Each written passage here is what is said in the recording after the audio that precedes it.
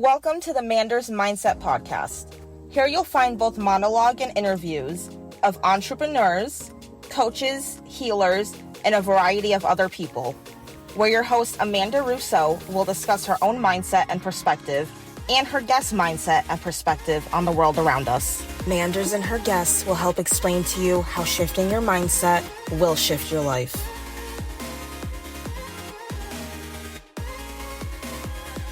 Welcome to Manders Mindset, where we explore the power of shifting your mindset to shift your life.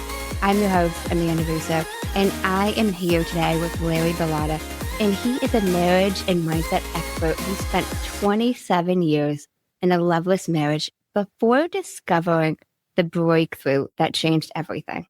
He helps people in crisis transform their lives, proving that it only takes one person to begin healing a relationship.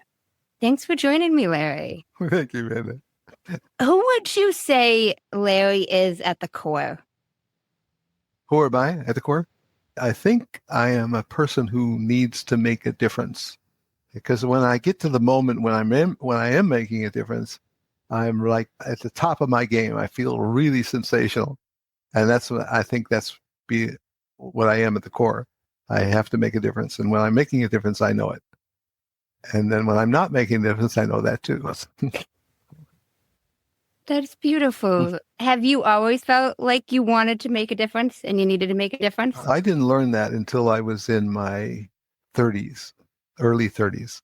That's when I could, when you're in your 20s, you're at the top of your life and you think you're indestructible. And when I got all that out of my system, and I was really at this place like, 30, huh? Yeah, 30, that seems kind of serious. And so when I really got to that point, I actually started to feel like, this really feels good when I'm making a difference, even though I was just making a very small difference. And only like a little an occasional difference for people's lives. And so when I got that first taste of making a difference, I started to realize I want to find a way to do more of this. And so that's where I am now. I'm starting to make a bigger difference on a bigger scale. And so that's why I wrote this book. That's beautiful. Can you take us down memory lane a little bit just to tell us about your upbringing? So I grew up in Chicago, and I grew up with an alcoholic and a gambler. Now, I say that alcoholic and a gambler, they were very nice people, very nice people. My father was an off-track or on-track bettor, and he was the gambling thing. And then my mother was a drinker. And so that's what the two of them were. They were just a drinker and a gambler. And so that's what they were pursuing. And so they raised 3 kids, but they didn't really raise them. They just didn't teach them. They were just off in their pursuits. And because they were off in their pursuits, there wasn't really much they could do for us. So in essence, we had to raise ourselves. And so when I reached my early 20s, I was looking for strength, and I married the strongest woman I could find. And I literally married Marcia. And Marcia was very strong and very quiet. And so you didn't know she was strong. You could just feel she was. So a woman who was a very strong-willed woman. And then when I married her, I didn't really know what I was marrying. I didn't have any idea because I didn't know what I know today, and I couldn't think of it at the time. But what happened is Marcia became my teacher. And she became my teacher because... Can I interrupt you really quick? Yes. You said early 20s. How old, if you don't mind me asking? So when I got married, they impeached Richard Nixon. Okay. And so I say I lived 27 years of a marriage made in hell. And the 28th year, I fell in love with my wife. And so what happened in the 28th year, they elected the second Bush. So Richard Nixon to the second Bush, that's how long that was. And so that puts you in a historical context. So what was I doing when I was going through all that? Well, this is a very strong-willed woman. And the way she was raised was by being angry, by being mean. And so when she was normal, she was normal. When she was something else, she was mean. She was angry. And so she had 2 settings, normal and angry. And so what that did to me is it upset me because my parents were people who shut down. They stopped talking. And that was the thing I was raised with. And So when I go into a house with a woman who's literally built to fight, I don't stand a chance. So I couldn't really fight her head to head. I couldn't match her energy. I couldn't match her determination. So I started to realize I got to do something about this life I have. Because I also was programmed by my parents. She was programmed also by hers. And the message was stay married and miserable from both sets of parents. So that was in our subconscious. So we stayed married and miserable. And no matter how bad it got, we had to stay married and miserable because that was the instruction. And so miserable we were. But it was a great learning environment because, and by the way, the learning was not learning like in a school. The learning was sloppy, messy, confusing, convoluted, weird, right? Struggling, right? It looked ugly. It looked bad. The learning was not clean and neat. And so that was 27 years of a marriage made in hell.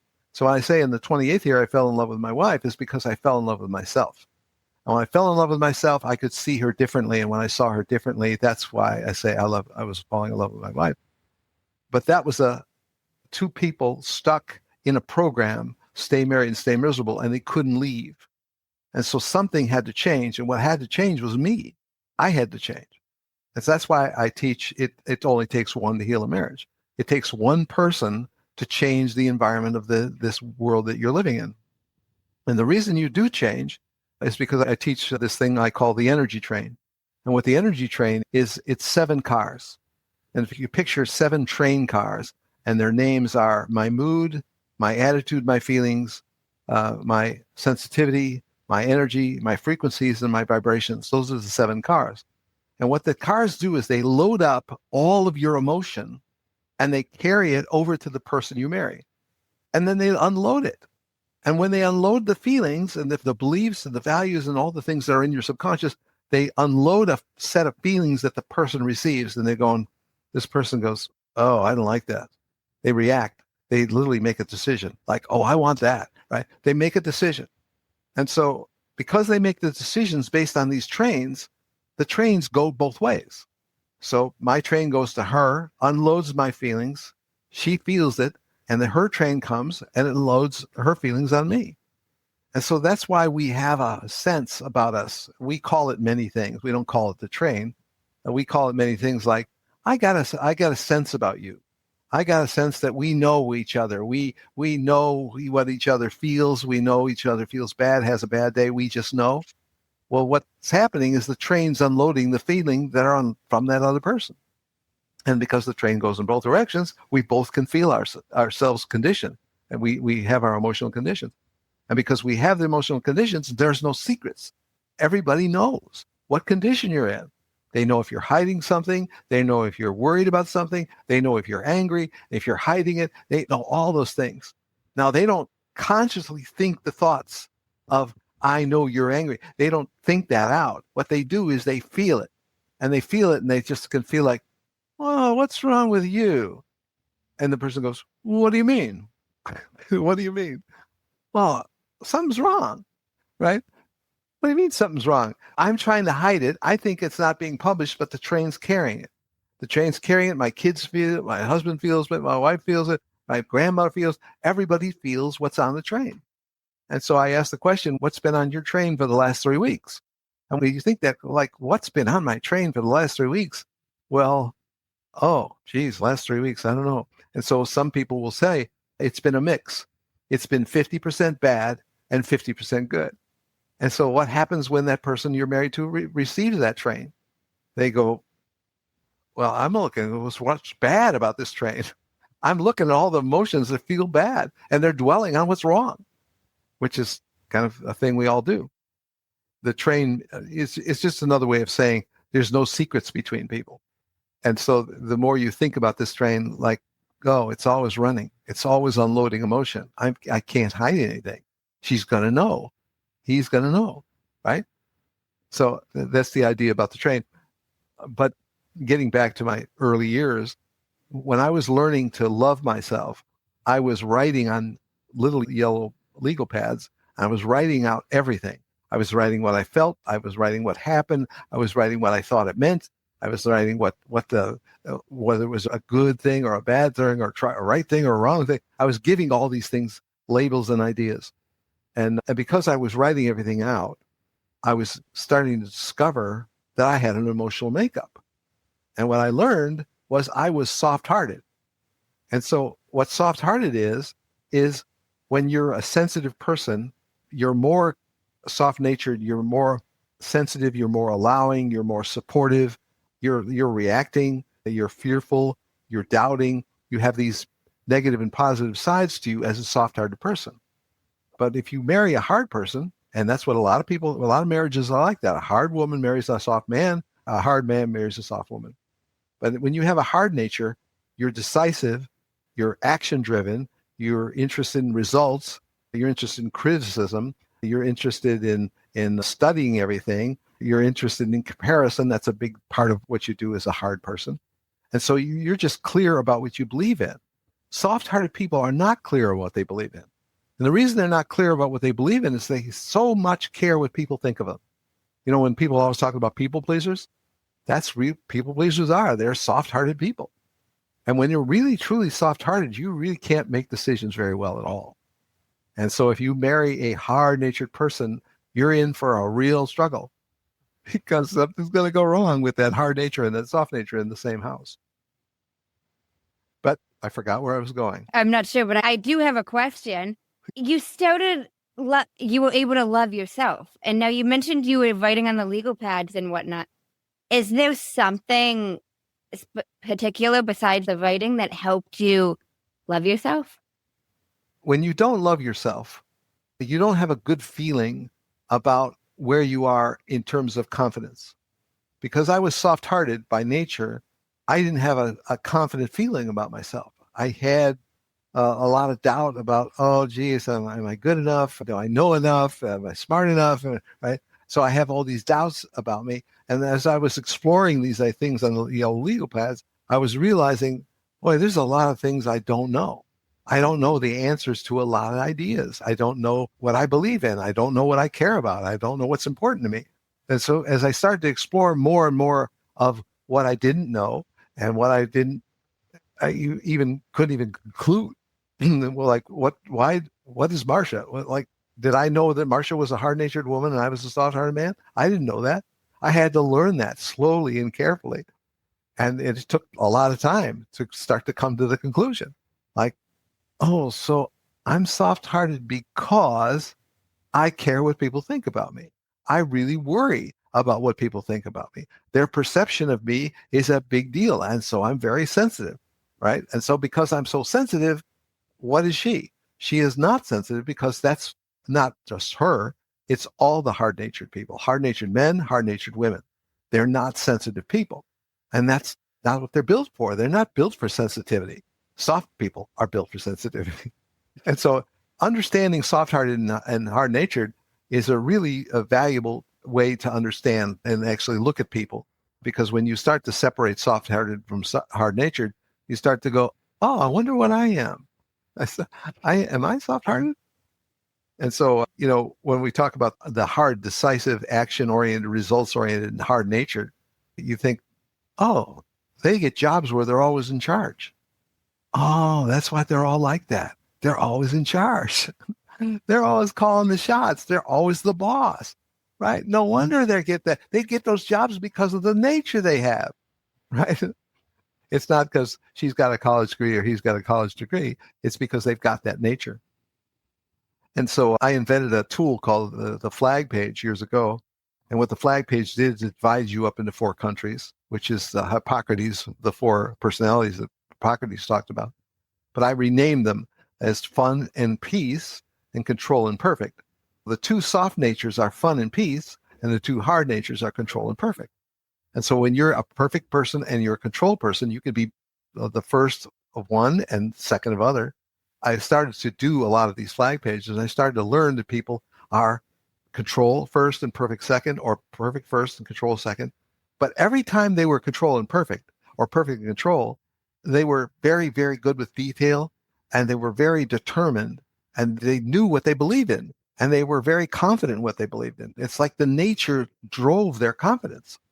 And so when I spent time with soft-hearted, fun people and peace people, they were more interested in who gets along with who. who's your friend and who's your enemy and who's going to help you and who's going to hurt you.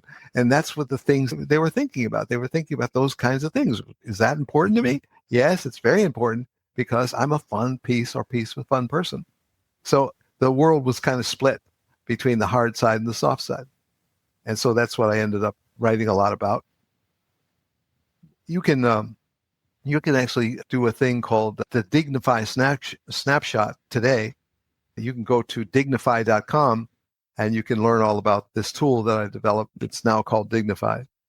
And what Dignify does is it gives you a way to see yourself and all your strengths, whatever your strengths are. So in other words, there's no weaknesses in the portrait of what you are. So the big Dignify Snapshot is built on the idea is you have to give dignity to people. And when you give dignity to people, they're uplifted and they feel like, hey, I believe in myself and you believe in me. And so that's what the Dignify Snapshot is about. So that's what's happening today. So when I mentioned Flag Page, that's something that was the precursor, like the earlier version. Now, you mentioned, so it only takes one person to change a marriage. What does that really look like in practice? So let's go to the energy train again. So the energy train is there. You don't know there's a train, but feelings are being exchanged and we don't know how it happens. But the feelings are being exchanged as if a train carried feelings out. And that's why I like the illustration of an energy train, because the train is carrying emotion. It carries it and unloads it, right? So how do these feelings get to people? How does that happen? Well, the train carries them. It's almost like a child book story of the train carries your emotion. And so why does it take one?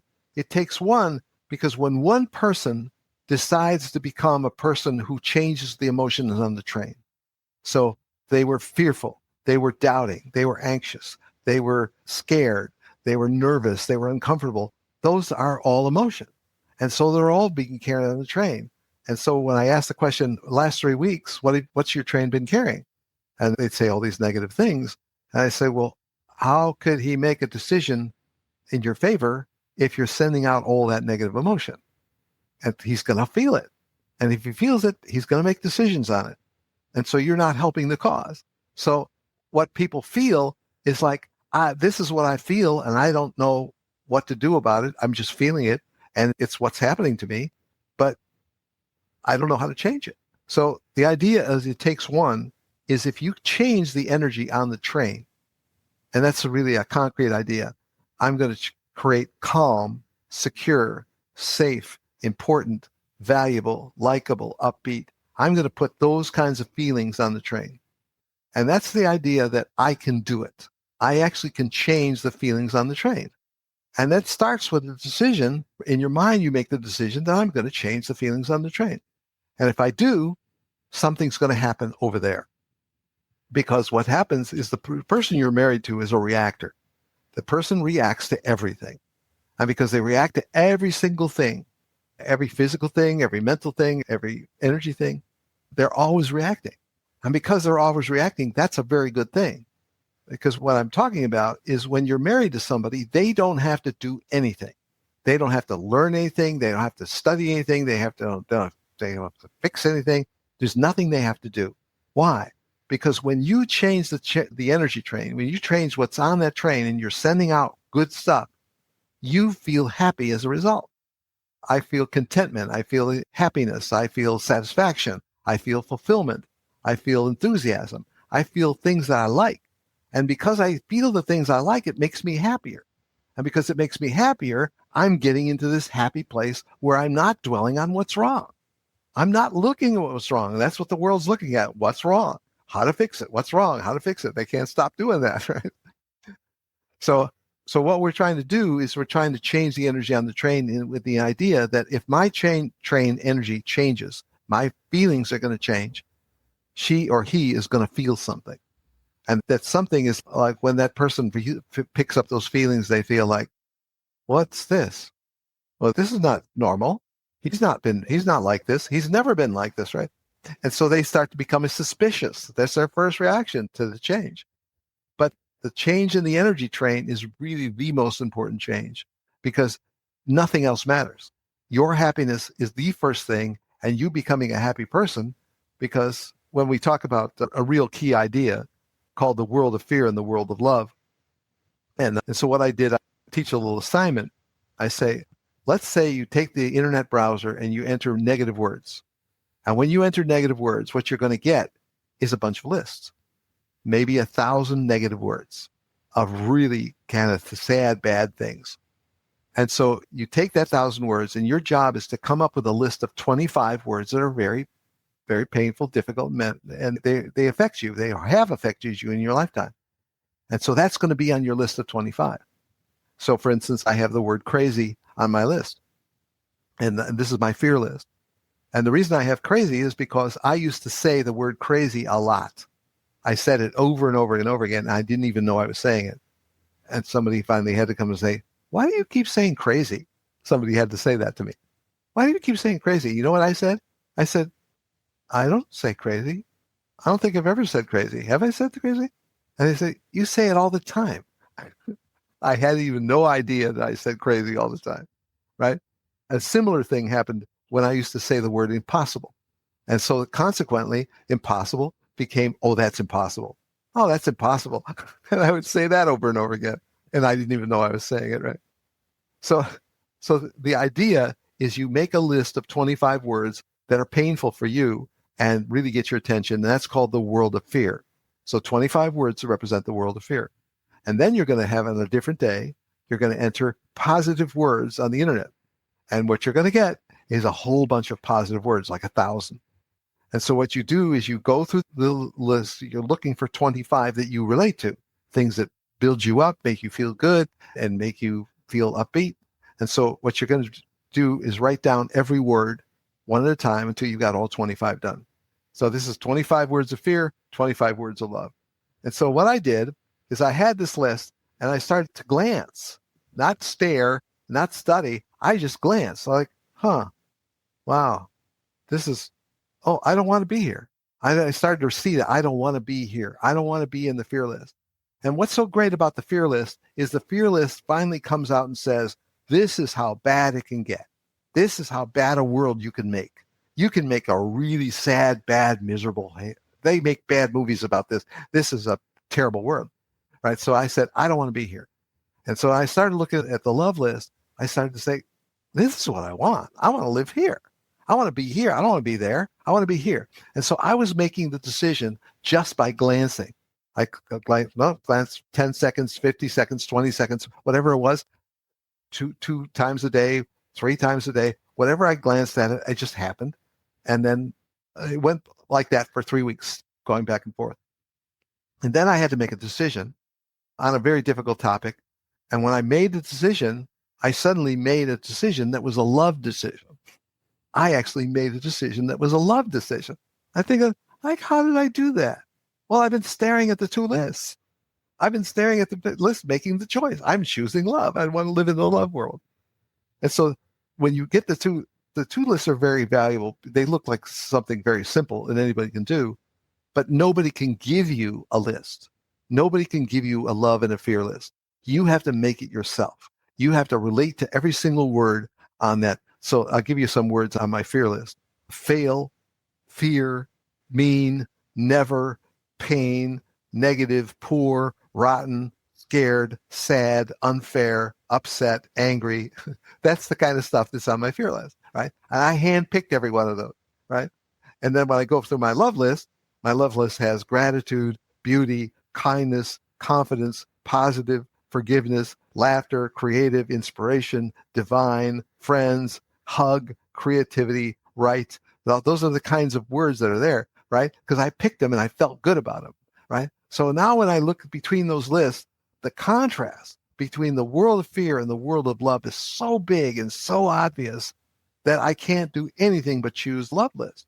Because if you think about what happens at Christmas time, what are we interested in? We're interested in love. That's all we think about at Christmas time. Anything resembling love in any way, shape, or form, that's where we go. Right? At no time is there fear in Christmas. There's no fear in Christmas, right? So, but that's a good illustration of how we think about love, right? So with everything represented in fear as the most horrible stuff in the world, and everything represented in love as the most wonderful things in the world, then it becomes a really obvious thing to live in. I want to live in love all the time. but now I don't know how. So when you start to ask your higher self, show me how I can live in love more often. How can I do that more often? What are more ways I can live in love? And so one of the things I visualize these are not words, these are energies. So we got 25 energies of fear, and the 25 are little balls of energy. And their balls are colored black, purple, and red. And they're just like buzzing around in this little column, right? You picture that.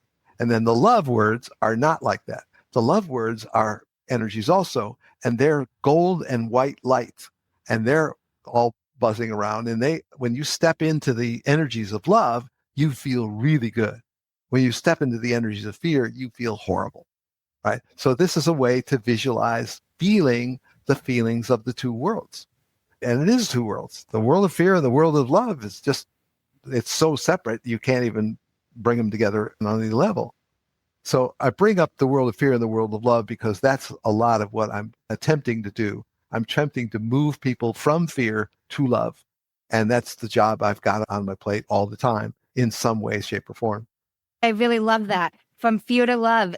I think in every aspect is really amazing. You know, with the way of the world, there is so much talk about some sort of fear. Yes. And even outside of relationship, literally every aspect. Yes. This could help in every area of someone's life. So you think about in every aspect, you're talking about every aspect. One aspect of the world of fear is in the world of fear, you think about a problem so you can solve it. So you ask the question, what's wrong? So a couple is together and then she says to him, what's wrong? Well, that's the worst question to ask a man. Don't ask a man what's wrong, because the answer is like, what's wrong with what? The whole world? What's wrong with my suit? What's wrong with my... What's wrong with his mood? That's what she's trying to say. I've said that before. She says, what's wrong? And so what a man does is a man thinks in terms of fixing everything, because what's wrong? I'll fix it. What's wrong? I'll fix it. So everything in his job, in his family life, every place he's thinking, what's wrong? I'll fix it. And because that's a really core idea of this world, that's a fear idea, a world of fear idea. What's wrong? I'll fix it. So when you start to dwell on the idea of what's wrong, I'll fix it, you can't actually get celebratory and excited about fixing anything, because what's wrong is such a big thought and such a oppressive, fearful thought. You can't release yourself from it. So you can't find a solution. There is no solution because you're still dwelling on what's wrong. What's wrong with the plumbing? What's wrong with the relationship? What's wrong with the car? What's wrong with the bicycle? What's wrong? And so that becomes a whole way of thinking, a whole way of believing. What's wrong? What's wrong? And it's everywhere. And so that's why I'm illustrating the world of fear contrast to the world of love. Because if you lived in the world of love, you wouldn't ask what's wrong. You would ask, how can I help? You would ask, what else can I do? You would ask, how can I help you solve everything that you're even thinking about? Like, what are you struggling with? What can I help you release yourself from? So lighter ideas that are happier and more upbeat, because the more that's why I'm talking about it takes one to heal a marriage. It takes one person to feel happy and to start to feel and dwell on happy things. So now, my wife died in 2019 after 40 years of marriage. And so I stayed unmarried for 4 years. And then I met my new wife. And now, guess what I attracted? Another strong woman. But this time, the strong woman is not mean. And so she's a strong woman with strong opinions. And when she expresses herself, she can express herself in always kind of a what's wrong, let's fix it way.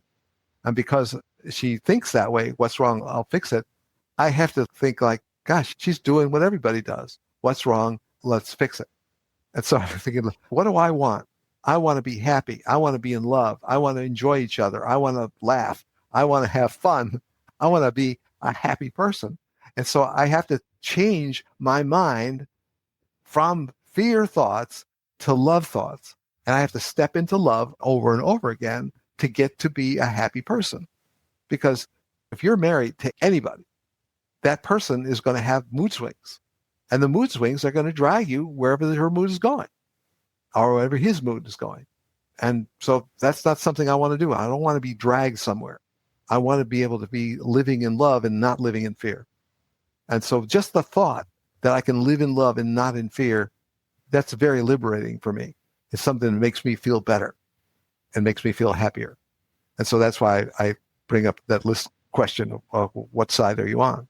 Are you going to be in fear or are you going to be in love? And it's that obvious. And now, what made you develop this list? I teach a women's course and a men's course. And the women learn together and the men learn together. And the reason I teach these people is these people are coming out of these struggling marriages. And they're all people that are married to chaos kids. No, chaos kids is a term that I coined to sum up when you grow up in a home with abandonment or abuse or neglect or all three, that puts you in a chaos home. And so for the last 15 years, I've been interviewing people with that scale, 10 to 0. And 10 to 0 is 10 is purpose, where you're raised with a 10, a 9, or an 8 family. And when you're raised at a 10, 9, or 8 family, they give you very good values. And because you have very good values, you see what those values are like. And what typically happens is people who are these upbeat, happy people raised in these good homes will be attracted to the less fortunate people and marry the less fortunate. People raised at 2, at 1, or at 0, really low on the scale, because they have abandonment, they have abuse, they have neglect, or they have all three. And so that's what I've been spending time with. And I talk about that a lot, over and over again, chaos kids.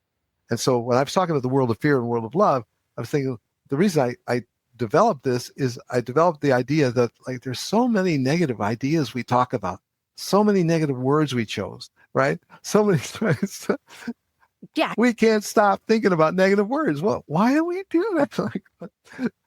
So I had to sum it up. Like, well, there must be 1,000 negative words. And that's actually what led me to this 25 exercise, because I had to condense it down to 25, because that's something we can manage. We can manage 25 words. And then the world of love was just simply entering positive words on the internet, and the internet will give you all the positive words, which gives you the choices to pick from.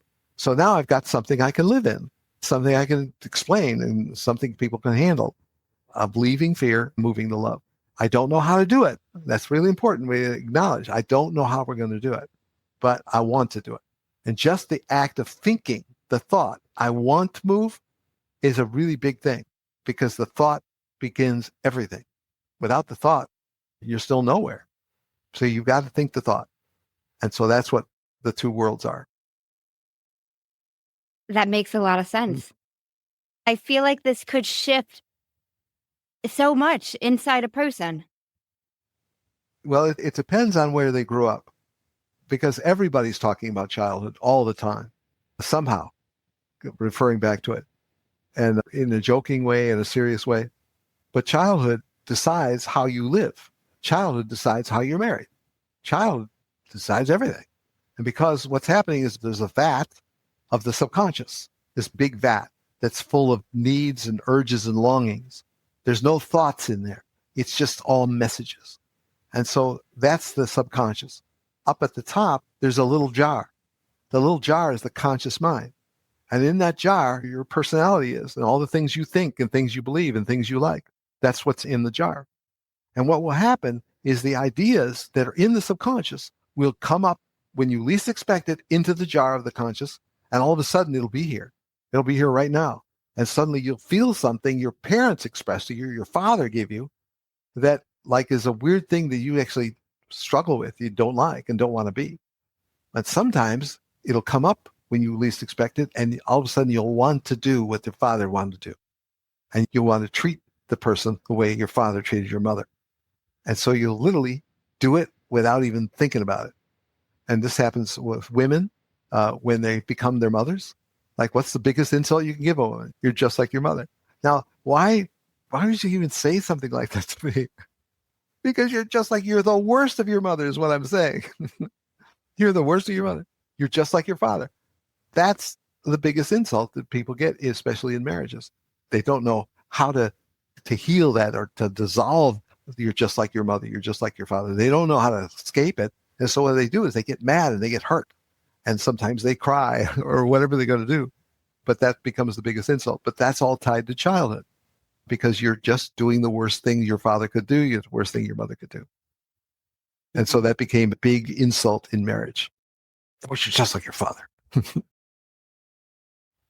Oh, gosh. I'd love to transition a tad. Speaking of parents, what does it actually take to become a real dad or a real mom?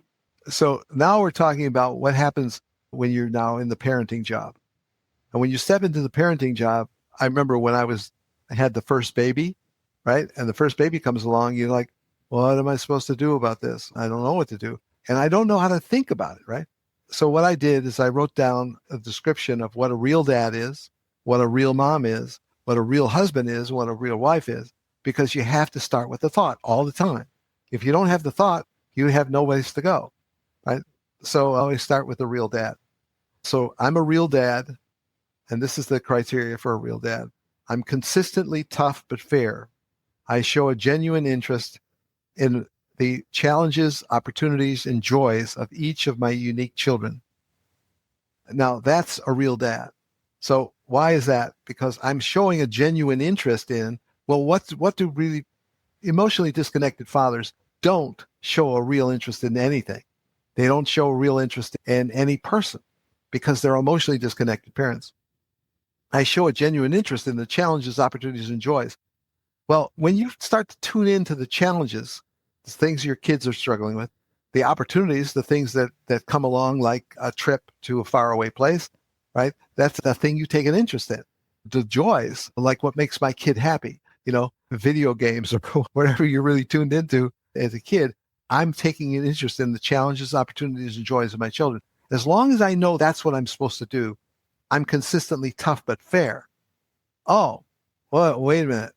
Back up the truck. Why am I tough but fair? Why am I doing that? Because parents err on both sides. They become too fair and they give everything away, or they become too tough and they oppress the kids. And so they're struggling between tough and fair. Sometimes they're too tough, sometimes they're too fair. And so what Real Dad says is I'm consistently tough but fair. And while I'm doing that, I'm paying attention to the challenges, opportunities, and joys of each of my unique children. And so that's really a real dad. Okay. So I wrote a Real Dad article, and in the Real Dad article, I was contrasting the fathers of Adolf Hitler and Saddam Hussein to the fathers of Martin Luther King and the father of Abraham Lincoln, right? So as we draw those two sets of contrast, it becomes really obvious what makes a dictator and what makes a great person. So that's real dad. And then we'll go to real husband. And now we got the whole emotional connection of the man. The man is now married to the woman. And so I'm a real husband. I'm protective but compassionate. And I do everything in my power to make my wife feel emotionally safe, financially secure, and free to be herself. Those are the three things that women really want. I grow each day in understanding her needs, for they are my first priority. So that's the words of a real husband. And so why do the words matter? The words matter because if you don't have the words, you don't have the thought. If you don't have the thought, you have no place to go, right? So having those words becomes really important. So now we'll go to real mom. So real mom, I'm compassionate but wise. I manage each part of my children's lives by helping them to be safe, educated, and wise. I protect them when dependent and guide them to their independence, right? That's the whole picture of a really great mom, right? And to be a really great mom, you got to be emotionally stable. You got to be able to stabilize your emotions and actually deliver on this promise, because I'm compassionate, but I'm wise, right? I'm compassionate and wise. I'm helping each of my children stay safe, educated, and wise. And that's where I'm taking them. And I'm protecting them when they're dependent, so they're the little kids. And then I'm guiding them to their independence. And that's the mission of a mother, is to take them from dependence to independence. So that's real mom. Now we come to real wife. And the real wife definition is, I'm a real wife. I'm supportive but wise. I do everything in my power to give my husband respect for his values, time for himself, and intimacy for us. I show the world that my loyalty is first and always for him. Now that is not a chaos kid. That's a normal woman right there. Okay. So these are the four definitions. I put them all on one page for anybody who's interested. But I want to get that out there as a thought first, and then dwell on the definition and keep thinking, what does it mean? What does it mean? This is what it means. Now, what made you decide to come up with these definitions? So I'm working with people in marriages that are struggling. And I'm working with women, and they're married to chaos kids. I'm working with men, and they're married to chaos kids. So men married to chaos women, women married to chaos men, right? So what I do is I talk to the person who stays in the marriage. I don't talk to the leaver. The leaver doesn't want to talk to me. The leaver is chaotic, right? So I want to be able to communicate these ideas like, well, what is a real mom supposed to be? What is a real wife supposed to be? Well, I got to come up with a definition that really tightens everything up. So it seems like, oh, here's the one place I need to go back to remember, because we keep on forgetting. That's why people go to church. They go to church every single week because we keep on forgetting. If you didn't keep going back to church and hear the sermon, you're like, well, what was I doing again? We can't remember what we're doing again. So that's why these simple ideas, when you can sum them up and put them in a little graphic form, that simplifies what you're trying to do, where you're trying to go. Because when you think the thought, that's what leads you. The thought leads you. Because the wrong thought leads you in the wrong place. The right thought leads you in the right place. And so that's why I was trying to work with fathers who are trying to be real dads and be real husbands. I was trying to work with mothers who want to be real moms and also be real wives. Right, so that's why I had to come up with the definition, because I had to give them the thought. They had to start somewhere. Very strong definitions. You were very specific, and even your word choice, like, I think it was very, like, on point. Like, even with dad, you mentioned, like, the kids, and I might butcher this at dad, but you mentioned the word unique, Yes. like the unique choice. No, and I see a lot of men that I don't consider real dads that, like, the kid's got a unique interest, or even as they age, they've got a unique interest, and dad doesn't care. Yes, that's right. So when you think about people in life, that people who struggle in families, why do they struggle? They struggle because they struggle as children. And so when I start to, I'm talking about generations of people. I've talked to people in their 20s who later are in their 50s and 60s. And I've talked to them years ago, right? And now I'm talking to them now. I feel like, oh, you didn't learn much, Do you say that to him? No, that's only if I know them. So the job of keeping the ideas simple and graphic, and people can't handle big, long ideas.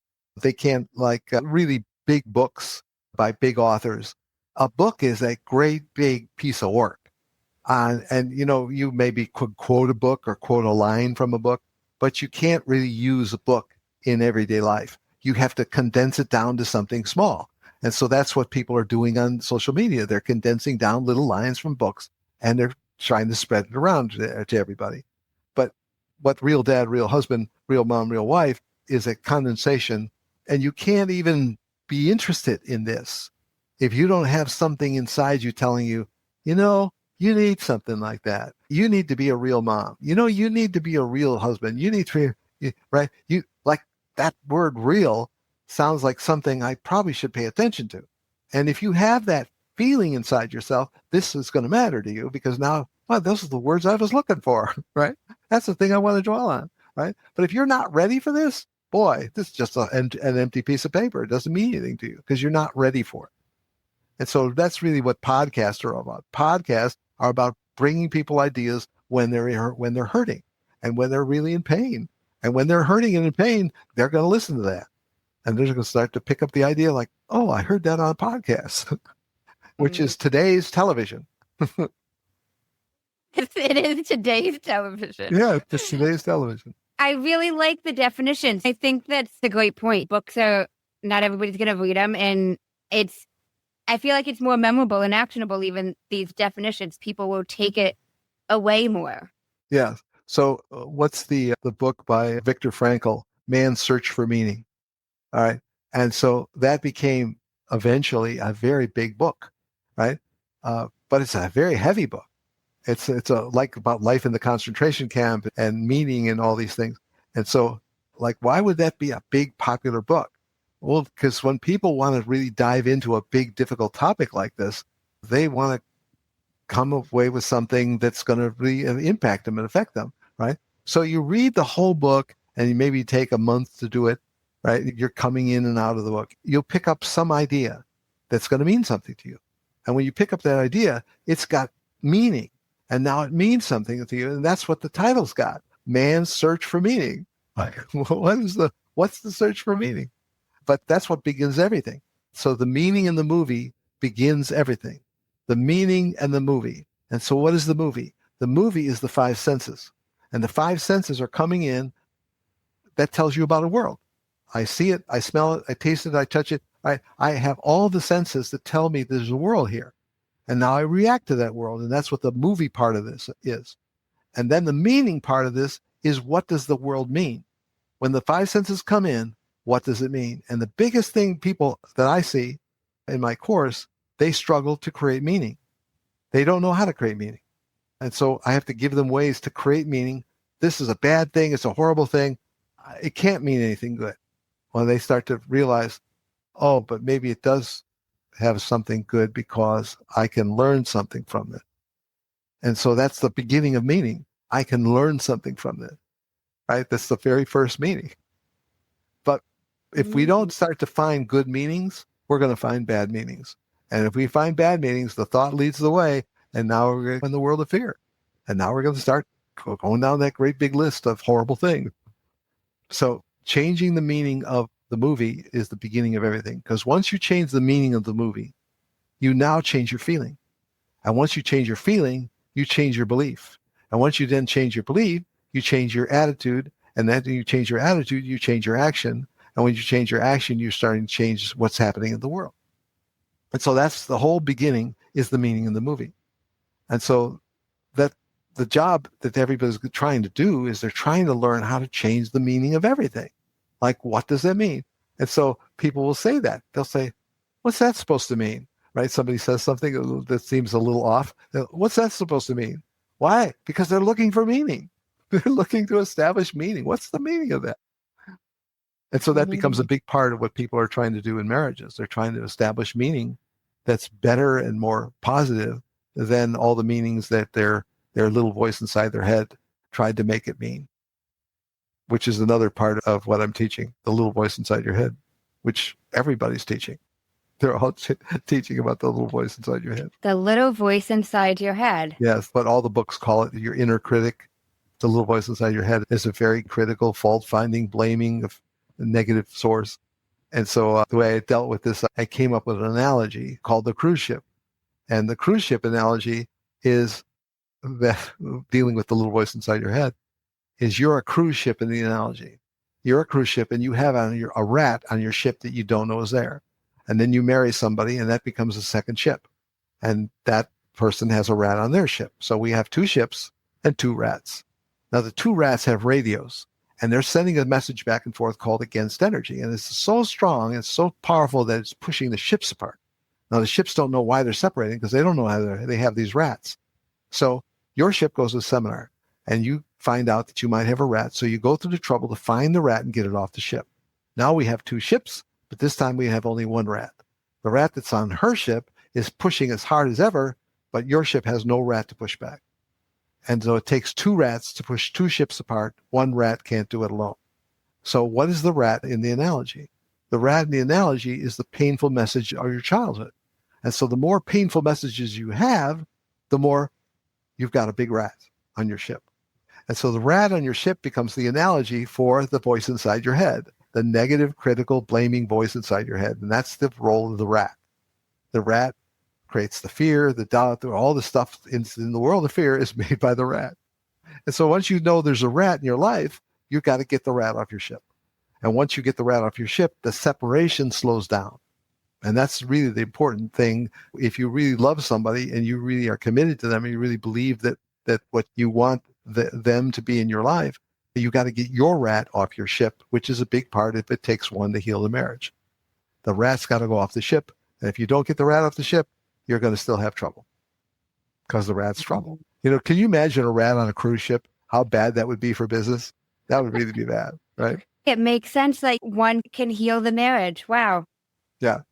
So going back to the energy train is another analogy, right? That emotions are being carried on a train, being unloaded, and the person is feeling everything I feel. And they can't even comprehend it, but they can feel it and they know. And so that becomes like, oh, how do I change the marriage? I change myself.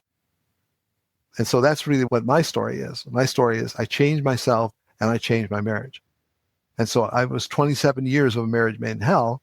And what was the 27 years of me learning? I'm teaching myself because I have nobody to teach me. And so I had to find ways to learn everything. And so that's what I was doing. I was doing a lot of self-discovery. I think they call it today. Self-discovery. That makes a lot of sense, Larry. Wow. Well, thank you so much. This was so informative. Well, thank you, Amanda. Yeah, absolutely. Have you heard of a man named Jay Shetty? No. So he hosts a podcast. He's an author, motivational speaker. He ends his podcast with 2 segments, and I've stolen them or borrowed them, whatever you want to say. Yeah. But I use them, and I give him a little bit of credit because they're not my questions. Okay. First segment is the many sides to us, and there's 5 questions, and they need to be answered in 1 word each. Okay.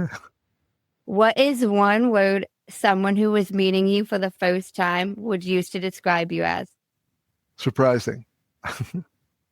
What is 1 word someone who knows you extremely well would use to describe you as? Inspiring. What is 1 word you'd use to describe yourself? Certain. What is 1 word that if someone didn't like you or agree with your mindset would use to describe you as? Selfish. What is 1 word you're trying to embody right now? Inspirational. The second segment is the final 5, and these can be answered in a sentence. What is the best advice you've heard or received? I think the best advice is allow everything. Allow everything. So this is like all the wisdom teachers. They say, allow everything. Everything's perfect the way it is. I think that's the best advice I've ever heard. Why would that be the best? Because in the pent-up world of fear, you don't allow anything.